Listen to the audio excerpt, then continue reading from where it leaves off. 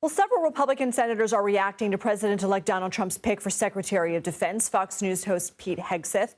Senator Ron Johnson of Wisconsin told CBS News, quote, "I'd have to think about it. I don't know much about his background." Senator Mike Rounds of South Dakota said, quote, "I want to look at his bio and I want to find out more about him as well." And Senator Lisa Murkowski of Alaska said, quote, "Wow, I'm just surprised. The names that I've heard for Secretary of Defense have not included him." Hegseth is a veteran Army National Guard officer who served in Afghanistan, Iraq, and Guantanamo Bay.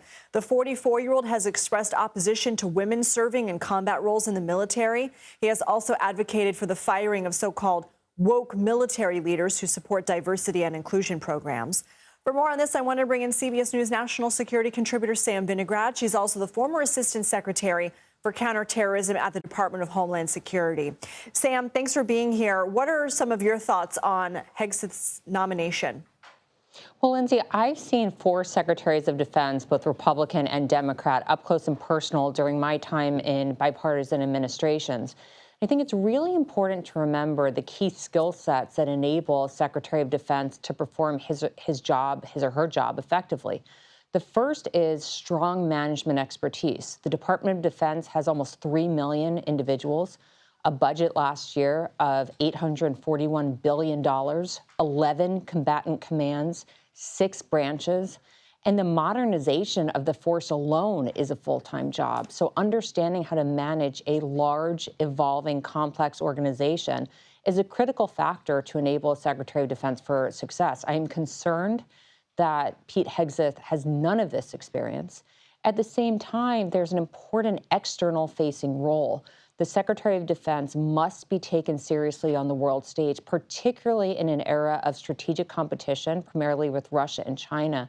Having an individual in that role that is viewed to speak on behalf of the president, which I do think Mr. Hegseth would be viewed in that way, but is taken seriously as a credible, experienced interlocutor is key. Otherwise, our adversaries will feel enabled to, frankly, make progress and feel like they can walk all over us. So I'm concerned by the nomination. Mr. Hegseth does have noteworthy combat experience. He has a close relationship with Mr. Trump, but those are not enablers for success in this role, Lindsay.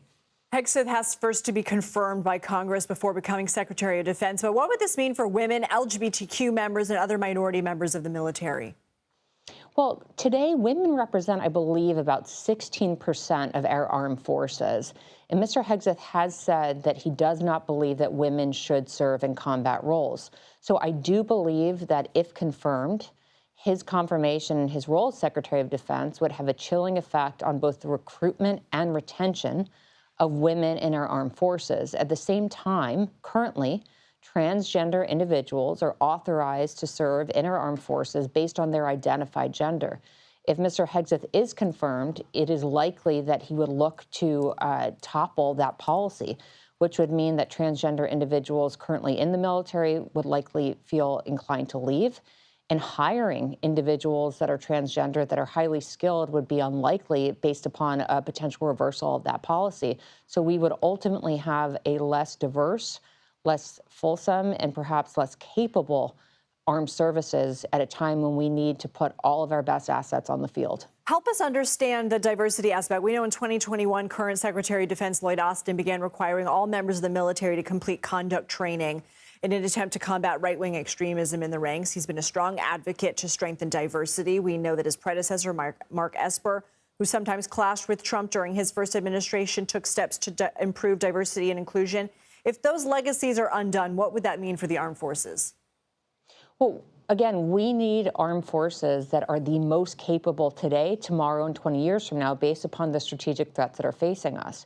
To achieve that capability, we need the most talented individuals in this country, and we need recruitment and retention policies that encourage the best folks to stay in our armed forces.